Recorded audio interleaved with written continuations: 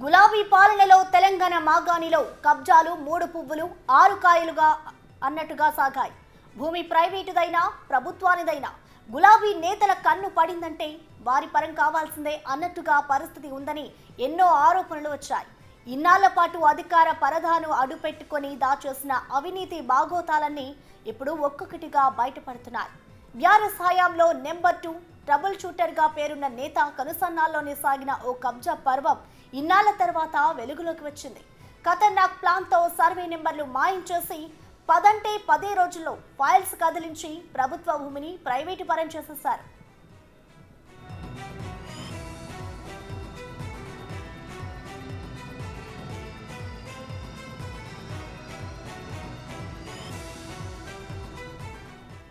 సంగారెడ్డి జిల్లా అమీన్పూర్లోని 462 సర్వే నెంబర్లో మొత్తం 3 ఎకరాల ప్రభుత్వ స్థలం ఉంది. దీన్ని చాలా నైస్గా పగడ్బందీ ప్లాన్ ప్రకారం కాజేశారు.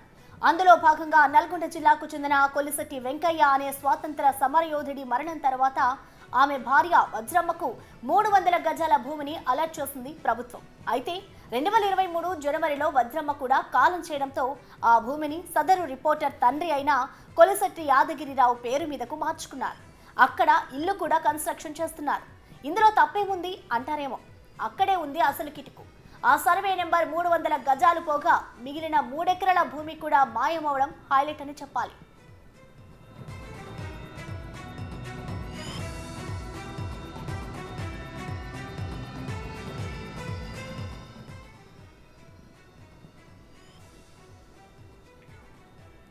నిజానికి ఈ మొత్తం సీన్ చూస్తుంటే అసలు ఫ్రీడమ్ ఫైటర్ కు భూమి కేటాయించడం అనేదే ఈ భూమిని కొట్టేసే స్కెచ్ లో భాగమని అర్థమవుతోంది. చిన్న పని కోసం వెళితేనే 30 సార్లు తిప్పి 3 చెరువుల నీళ్లు తాగించే అధికారులు ఈ భూమి విషయంలో భూమి అలాట్మెంట్, ఆమె మరణం తర్వాత కొడుకు పేరు మీదకు బదలాయింపు, ఇల్లు నిర్మాణానికి పర్మిషన్, ఆఖరికి రైతు బంధు నిధులు కేటాయించడం కూడా జరిగిపోయింది. పైనుంచి ఏ రేంజ్లో ఒత్తిడి ఉంటే ఈ రేంజ్లో పని జరుగుతుందో చిన్న పిల్లాడిని అడిగినా తెలిసిపోతుంది. అలా ఉంటుంది మరి మంత్రి గారి పవర్ అన్న టాక్ ఇప్పుడు సంగారెడ్డిలో మారిమోగిపోతోంది. మరి గులాబీ తోటలో విరిసిన కబ్జాలు ఒక్కటేనా? ఇలా బయటపడినవి కొన్నే, పడాల్సినవి ఇంకెన్నో అన్నది రాను రాను బయటపడనుంది.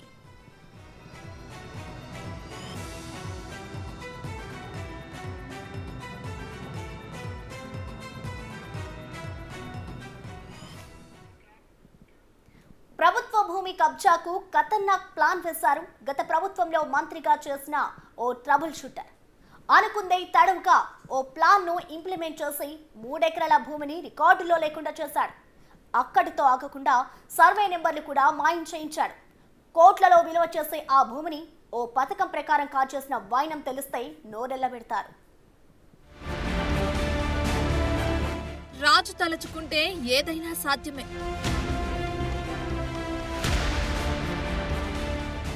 గత ప్రభుత్వంలో నెంబర్ 2 మంత్రి ఆడిందే ఆట, పాడిందే పాట. ఏకంగా ప్రభుత్వ భూమికే ఎసరు. ఒక్క బుక్కుతో 3 ఎకరాలు మింగేశారు. ఆయన బీఆర్ఎస్ ప్రభుత్వంలో నెంబర్ 2గా ఉన్న వ్యక్తి. ఆయన తలుచుకుంటే ఏ పనైనా ఇట్టే అయిపోతుంది. అలాంటి వ్యక్తి కన్ను ప్రభుత్వ భూమిపై పడింది. అది కూడా అత్యంత ఖరీదైన ప్రాంతంలో ఉంది. కోట్లు ఖరీదు చేసే భూమిని అప్పనంగా కొట్టేయాలని స్కెచ్ వేశాడు. దీనికోసం ట్రబుల్ షూటర్ గా పేరొందిన ఆ మాజీ మంత్రి గారు చేసిన మాయాలు మామూలుగా లేవు. సర్వే నంబర్లే మాయం. 3 ఎకరాల స్థలం ఇప్పుడు 56 గజాలకు వచ్చింది. సంగారెడ్డి జిల్లా అమీన్పూర్లోని 462 సర్వే నంబర్లో మొత్తం 3 ఎకరాల ప్రభుత్వ స్థలం ఉంది. కోట్లు విలువ చేసే ఆ భూమిని మంత్రి గారు కాజేయాలనుకున్నాడు. అందులో భాగంగా నల్గొండ జిల్లాకు చెందిన కొలిశెట్టి వెంకయ్య అనే స్వాతంత్ర సమర యోధుడి మరణం తర్వాత ఆమె భార్య వజ్రమ్మకు 300 గజాల భూమిని అటాచ్ చేసింది ప్రభుత్వం. ఈ వజ్రమ్మ మంత్రి జిల్లాలో పనిచేసే ఓ విలేకరికి స్వయంగా నానమ్మ. అయితే 2023 జనవరిలో వజ్రమ్మ కూడా కాలం చేయడంతో ఆ భూమిని సదరు రిపోర్టర్ తండ్రి అయిన కొలిశెట్టి యాదగిరిరావు పేరు మీదకి మార్చుకున్నాడు. అక్కడ ఇల్లు కూడా కన్స్ట్రక్షన్ చేస్తున్నారు. అయితే ఇక్కడ వరకు అంతా బాగానే ఉంది. కానీ ఆ సర్వే నంబర్లోకి మిగతా భూమి మాయమైంది. ఏకంగా ఆ సర్వే నెంబర్లో కేవలం 56 గజాల స్థలం మాత్రమే ఉన్నట్లు ప్రభుత్వ వెబ్సైట్లో చూపిస్తుంది. మరి మిగతా జాగా అంటే దాదాపుగా 300 గజాలు మినహా 3 ఎకరాలు ఏమైనట్లు? అంటే అసలు సినిమా ఇక్కడి నుంచే మొదలైంది. 3 ఎకరాల కోసమే తెర ముందుకు ఫ్రీడమ్ ఫైటర్. వారికిచ్చింది 300 గజాలు మాత్రమే. మంత్రి గారు కబ్జా చేసింది ఆల్మోస్ట్ 3 ఎకరాలన్నమాట. టార్గెట్ 3 ఎకరాలు కాబట్టి చిన్నగా 300 గజాలతో రంగంలోకి దిగారు సదరు మాజీ మంత్రి. ఇందుకోసం ఫ్రీడమ్ ఫైటర్ పేరును వాడుకున్నారు. అందువల్ల ఆ రిపోర్టర్కు కూడా మేలు జరిగినట్లు అవుతుంది. ఆయనే మంత్రి గారితో కలిసిపోవడంతో వ్యతిరేక వార్తలు కూడా రాసేవారు ఉండరు. ఎలాగూ అధికారంలో ఉన్న వాళ్లు కాబట్టి అప్పటి ప్రభుత్వం ఆదేశాల ప్రకారం అధికారులు నడుచుకున్నారు. అందుకే భూమి అలాట్మెంట్, ఆమె మరణం తర్వాత కొడుకు పేరు మీదకి బదలాయింపు, ఇళ్లు నిర్మాణానికి పర్మిషన్, ఇలా అన్ని చకచకా జరిగిపోయాయి. సామాన్యులను 3 నెలల వరకు ఆఫీసుల చుట్టూ తిప్పుకునే అధికారులు ఇలాంటి వారికి మాత్రం అన్ని దగ్గరుండి మరీ పూర్తి చేయడంపై ఆగ్రహావేశాలు వెలువెత్తుతున్నాయి. అంతేకాదు అధికారులకు అది ప్రభుత్వ భూమి అని కూడా తెలుసు. అయినా అదే భూమికి రైతు బంధు నిధులు కూడా విడుదల చేశారు. మరి అవి ఎవరి అకౌంట్లోకి వెళ్లాయో తేలాల్సి ఉంది. మొత్తంగా సూర్యాపేటలో ఫ్రీడమ్ ఫైటర్ వెంకన్న భార్య వజ్రమ్మ చనిపోవడం, అక్కడే డెత్ సర్టిఫికెట్ పొందడం, ఆమె కుమారునికి సంగారెడ్డిలో లీగల్ హెయిర్ సర్టిఫికెట్ ఇవ్వటం, ఆ తర్వాత రిజిస్ట్రేషన్ జరగటం, ఇలా ఈ కహానీలో ప్రతిదీ ఓ అన్వేషణ చేయాల్సిన అంశమే. ఆనాటి మంత్రి గారు మాయలు ఇదొక్కటేనా, ఇంకా ఏమైనా ఉన్నాయా అనేది బయటికి రావాల్సిందే. ఈ కుంభకోణంపై రేవంత్ రెడ్డి సర్కార్ ఎలా ముందుకెళ్తుందో వేచి చూడాలి.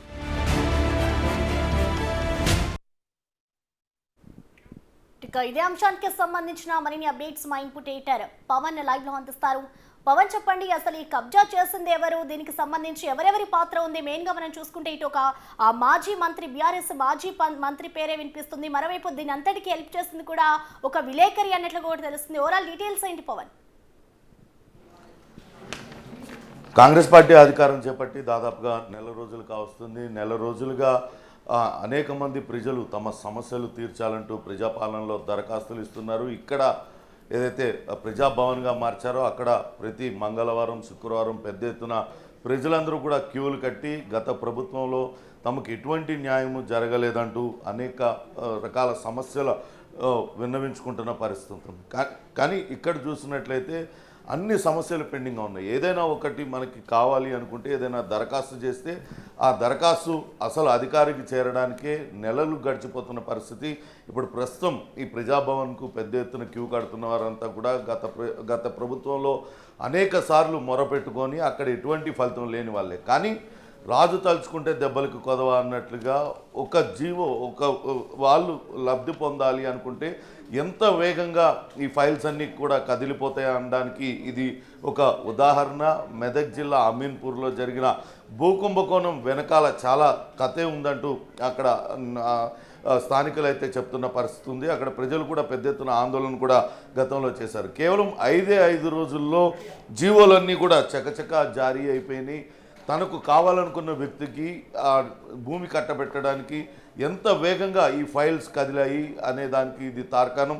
ప్రస్తుతం మన చేతిలో ఉన్నది భూమి కేటాయిస్తూ జనవరి 2023లో విడుదల చేసిన ఈ జీవో కాపీ. కానీ వాళ్ళు పెట్టుకున్నది 28వ తారీఖున 27వ తారీఖున అదే సమయం 27వ తారీఖు డిసెంబర్లో 2022లో వాళ్ళు దరఖాస్తు చేసుకున్నారు. ఆ వెంటనే దాన్ని కలెక్టర్ ఆమోదం చేయడం, వాళ్ళకి ఫ్రీడమ్ ఫైటర్ కోటాలో ఎక్కడో నల్గొండ జిల్లాలో ఫ్రీడమ్ ఫైటర్గా ఉన్న వ్యక్తి ఆమీన్పూర్లో దరఖాస్తు చేసుకుంటే వెంటనే ఆమీన్పూర్లో 300 గజాలు కేటాయించడం, ఇంతా కూడా ఆగమేఘాల మీద జరిగిపోయింది. అనేక అనుమానాస్పద సంఘటనలు కూడా ఈ నేపథ్యంలో జరిగాయి. ఈ భూమి ఎవరి పేరైతే స్వాతంత్ర సమరయోధుడిగా చెప్తున్నారో అతను గతంలో ఎప్పుడోనే మృతి చెందారు. అతను భార్య పేరు మీద ఈ భూమిని కేటాయిస్తూ ఉత్తర్వులు జారీ చేశారు. కొలిశెట్టి వజ్రమ్మ పేరు మీద ఈ భూమిని కేటాయించారు. ఈ భూమి ఆమెకు కేటాయించిన 10 రోజుల్లోనే వజ్రమ్మ కూడా అకస్మాత్తుగా మృతి చెందారు. ఆమెకు సంబంధించి ఆమె డెత్ సర్టిఫికేట్ సూర్యాపేటలోనే తీసుకున్నారు. కానీ వాళ్ళ కొడుకు పేరు మీదకి వజ్రమ్మ మృతి చెందంగానే తిరిగి ఆయన కొడుకు పేరు మీదకి ఈ మొత్తం బదిలీ అయిపోయింది. అక్కడ వెంటనే కన్స్ట్రక్షన్ వర్క్ కూడా అక్కడ అమీన్పూర్ మున్సిపాలిటీలో దరఖాస్తు చేసుకోవడం, అక్కడ మున్సిపాలిటీ అక్కడ కన్స్ట్రక్షన్ వర్క్ స్టార్ట్ చేయడం అంతా కూడా జరిగిపోయింది. ఇవన్నీ కూడా కొంత వేగంగా పనులన్నీ జరిగిపోయినాయి. నిజంగానే అందరి విషయంలో ఇంతే వేగంగా స్పందిస్తే అది సంతోషించాల్సిన విషయమే. కానీ ఈ ఒక్క వ్యక్తి విషయంలోనే ఎందుకు ఇంత వేగంగా స్పందించారు, అంత వేగంగా స్పందించడం వెనకాల ఎవరున్నారనేదే ఇప్పుడు కీలకంగా మారింది. ఇది దరఖాస్తు చేసుకున్నది నల్గొండ జిల్లాలో అప్పట్లో ఒక ఛానల్లో ఒక మీడియా ప్రతినిధి అక్కడ విధులు నిర్వహించేవాళ్ళు. ఆ సమయంలో మెదక్ జిల్లాలో చక్రం తిప్పుతున్న మంత్రికి అత్యంత సన్నిహితంగా ఉండేవాళ్ళు, ఆయనకు దగ్గర చాలా సన్నిహితంగా ఉండేవాళ్ళు. వాళ్ళిద్దరి మధ్య ఉన్న సాన్నిహిత్యం కారణంగానే ఇంత వేగంగా ఈ ఫైల్స్ అన్నీ కూడా కదిలిపోయినాయి. కోట్ల రూపాయలు విలువ చేసే భూమి 5 రోజుల్లో ఆ వ్యక్తికి చెందేలా అన్ని జాగ్రత్తలు తీసుకున్నారు. మొత్తంగా అది సర్వే నెంబర్ 462 అమీన్పూర్లోని సర్వే నెంబర్. ఆ తర్వాత అసలు ధరణిలోనే ఆ సర్వే నెంబర్ ప్రస్తావన లేకుండా పోయింది. మొత్తం ఆ సర్వే నెంబర్నే ఆ ధరణిలోంచి కనపడకుండా చేసేశారనే ఆరోపణలు కూడా వస్తున్నాయి. కేవలం అమీన్పూర్లో ఈ 300 గజాలు కాదు, దీనికి ఆనుకొని ఉన్న 3 ఎకరాల పైన కూడా కన్నేశారు. కొంత వెనక్కి జరిగి నిర్మాణాలను చేపట్టారు. ఆ పక్కనే ఉన్న భూముల్ని కూడా మొత్తం కబ్జా చేశారు. అయినా కూడా ఎవరు అక్కడ అధికారులు ఎవరు కూడా స్పందించలేదు. దీనిపైన స్థానిక ప్రజలందరూ కూడా తీవ్ర ఆగ్రహం వ్యక్తం చేసిన అక్కడ ఆ మంత్రి అండదండలు, మాజీ మంత్రి అండదండలు ఉండడంతో ఎవరు కూడా స్పందించిన పరిస్థితి. వాస్తవానికి ఇది ముందుగా ఇంటిగ్రేటెడ్ నాన్ వెజ్ మార్కెట్ కోసం కేటాయించారు. అక్కడ తర్వాత హెచ్ఎండబ్ల్యూఎస్కి దాన్ని బదిలీ చేశారు. కానీ వాటినన్నింటినీ రద్దు చేసి ఒకటే రోజు తిరిగి ఈ వ్యక్తుల పేరు మీద స్వాతంత్ర సమరయోధుల కోటాలో ఆ వ్యక్తికి ఇచ్చారు. నాన్ వెజ్ మార్కెట్ కోసం 20 కుంటలు కేటాయించారు. అట్లనే అక్కడ సబ్స్టేషన్ కోసం 1 ఎకరా కేటాయించారు. వీటిలన్నింటినీ రద్దు చేసి 300 గజాలు మాత్రమే ఈయనకి కేటాయించారు. కానీ దీనికి ఆనుకొని ఉన్న 3 ఎకరాలను కూడా మెల్లగా కబ్జా చేసేశారు. వాటినన్నింటినీ కూడా వీళ్ళ ఆధీనంలోకి తీసుకున్నారు. ప్రస్తుతం వీళ్ళు ఆ అనుమతులు పెట్టుకొని నిర్మించుకుంటున్న భవనానికి సంబంధించి అనుమతి పత్రాలు, ఆ భవనం ఉండటం తప్పించి ఇంకా దానికి సంబంధించిన 462 సర్వే నెంబర్ అనేది ఎక్కడా లేకుండా పోయింది. ధరణిలో దాన్ని తీసేశారు. ప్రస్తుతం ఇదే సంచలనంగా మారింది. కావాలనే అక్కడ జిల్లాలో చక్రం తిప్పిన మాజీ మంత్రి తన సన్నిహితుడికి లబ్ధి చేకూర్చడం కోసమే ఈ రకమైన అక్రమాలకు తెరలేపారు. అమీన్పూర్లో ఇప్పుడు ప్రస్తుతం ఈ కబ్జా జరిగిన చోట ఎకరం అటు గజం ₹1,00,000 ధర నడుస్తుంది. అంటే 300 గజాలు అనుకుంటే అదే 3 కోట్ల రూపాయలు విలువ చేసే ప్రాపర్టీ. అది కాకుండా దాదాపుగా 3 ఎకరాలు కబ్జా చేశారంటే ఎన్ని కోట్ల రూపాయలు వాళ్ళు కాజేశారనేది గమనించాలి. దీనికి సంబంధించిన లావాదేవీలు కూడా అన్ని అనుమానాస్పదంగానే జరుగుతున్నాయి. ప్రస్తుతం యాదగిరిరావు పేరు మీదే వాళ్ళు ఆ భూమిని తీసుకున్నారు. అక్కడ భూమిలో పెద్ద ఎత్తున కన్స్ట్రక్షన్ కూడా జరిగిపోతుంది. ఇక నిజమా కాదా అని నిర్ధారించుకోవడానికి నల్గొండ జిల్లాలో వాళ్ళు ఉంటున్న వాళ్ళ ప్లేస్కి కూడా బిగ్ టీవీ ప్రతినిధులు వెళ్ళారు. వాళ్ళు అక్కడ ఆ కుటుంబ సభ్యులు కొంతమంది నివాసం ఉంటున్నారు.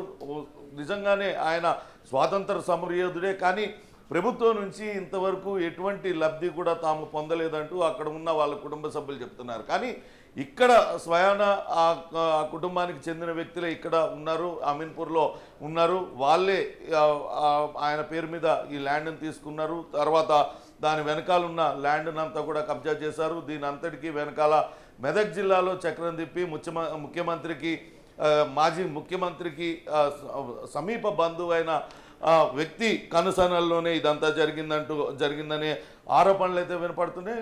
ధరణిలో జరుగుతున్న అనేక లోపాల్లో ఇది కూడా అనేక ఆరోపణలు చేస్తున్నారు. ధరణి కారణంగా అనేక మంది ఇబ్బందులు పడుతూ ఉన్నారు.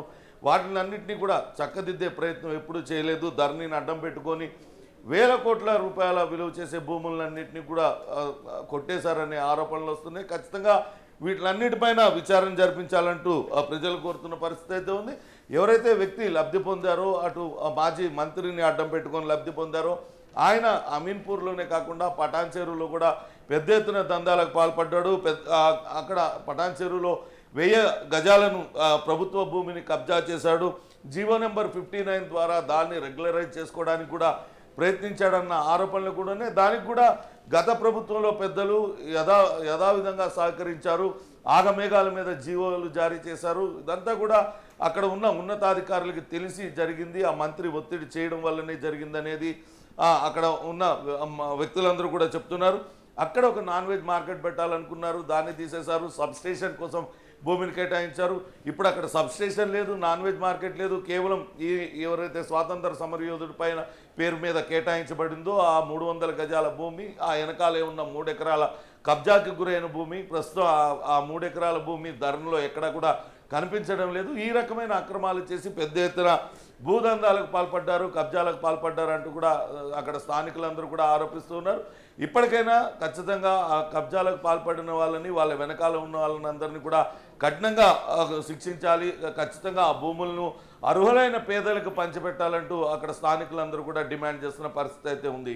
ప్రసన్న, ఎస్ పవన్, మనం చూసుకుంటే ఆ ప్రజా దర్బార్ ఏదైతే ఉందో అక్కడ కూడా ఎక్కువగా ల్యాండ్స్ కి సంబంధించిన ప్రాబ్లమ్స్ తోనే ప్రజలు అక్కడికి చేరుకుంటున్నారు. అంటే మొన్న మల్లారెడ్డికి సంబంధించి కానివ్వచ్చు, ఇటు దానం నాగేందర్, వీళ్ళిద్దరు కూడా కబ్జాలకి తెర తీశారు అంటూ కూడా ప్రజలు అక్కడికి భారీగా చేరుకున్నారు. ఈ నేపథ్యంలో ఇప్పుడు మరొకటి మనం బిగ్ టీవీ స్క్రీన్ మీద కూడా చూపిస్తున్నాం. పటాన్చెరులో అమీన్పూర్లో ఏదైతే జరిగిందో, మరి ఇప్పటికైనా ఇప్పుడున్న ప్రభుత్వం వీరి మీద చర్యలు తీసుకునే అవకాశం ఏమైనా ఉందనుకోవచ్చా పవన్? ఖచ్చితంగా ఇప్పటికే ఈ భూదందాలకు సంబంధించి దీనిపైన ఖచ్చితమైన దర్యాప్తు జరుపుతామంటూ ప్రకటించారు. అన్యాక్రాంతమైన భూముల వివరాలన్నింటినీ కూడా ఇప్పటికే సేకరిస్తూ ఉన్నారు. గత ప్రభుత్వంలో ఏదైతే భూములన్నీ కూడా అన్యాక్రాంతమైనయో, ధరణిలో మార్పులు జరిగాయో వాటినన్నింటినీ ప్రస్తుత ప్రభుత్వం అన్నీ కూడా పరిశీలిస్తూ ఉంది. అటు నిపుణులతో ఎక్కడెక్కడ ఏం జరిగింది, ఎటువంటి పొరపాట్లు జరిగాయి, ధరణిలో ఎటువంటి లోపాలను ఏ రకంగా వాళ్ళకు అనుకూలంగా మార్చుకున్నారు, ఎన్ని వేల ఎకరాలు అన్యాక్రాంతమయ్యాయి, ఎవరి పేరు మీద నుంచి ఎవరి పేరు మీదకి బదిలీ అయ్యాయి, ప్రభుత్వం మారే చివరి రోజుల్లో అనేక ఎకరాలు వేరే వాళ్ళ పేరు మీదకి రాత్రికి రాత్రే మారిపోయాయన్న ఆరోపణలు కూడా వినిపిస్తున్న నేపథ్యంలో వీటిలన్నిటిపైన సమగ్రమైన విచారణ చేయించాలంటూ ప్రభుత్వం భావిస్తుంది. కాబట్టి ఖచ్చితంగా ఈ అవకతవకలన్నిటిపైన కూడా విచారణ జరిపించే అవకాశం ఉంటుంది. ఇప్పటికే అటు అమీన్పూర్లో ఈ ఘటన పైన స్థానిక అధికారులపైన చర్యలు తీసుకోవాలంటూ కోరుతున్నారు. నిజంగానే ఒక వ్యక్తి ఎవరైనా కనుక అనుమతి కోసం దరఖాస్తు చేసుకుంటే దాన్ని వెంటనే మంజూరు చేస్తే సంతోషమే. కానీ తనకు సంబంధించిన వారికి లబ్ధి చేకూర్చడం కోసం ఆగమేఘాల మీద దరఖాస్తులు కదిలించడం, అదే నిజమైన లబ్ధిదారులు, నిజమైన అర్హులు ఎవరైనా కనుక దరఖాస్తు చేసుకుంటే వాళ్ళని సంవత్సరాల తరబడి కార్యాలయాల చుట్టూ తిప్పడం, ఇది సరైన చర్య కాదంటూ ప్రజలందరూ కూడా చెప్తున్నారు. ఖచ్చితంగా కబ్జాకు గురైన భూమిని కాపాడాలి, అన్యాక్రాంతమైన భూమిని తిరిగి అర్హులైన పేదలకు అప్పగించాలంటూ అక్కడ స్థానికులైతే డిమాండ్ చేస్తున్న పరిస్థితి ఉంది. Prasanna, right, thank you Pawan.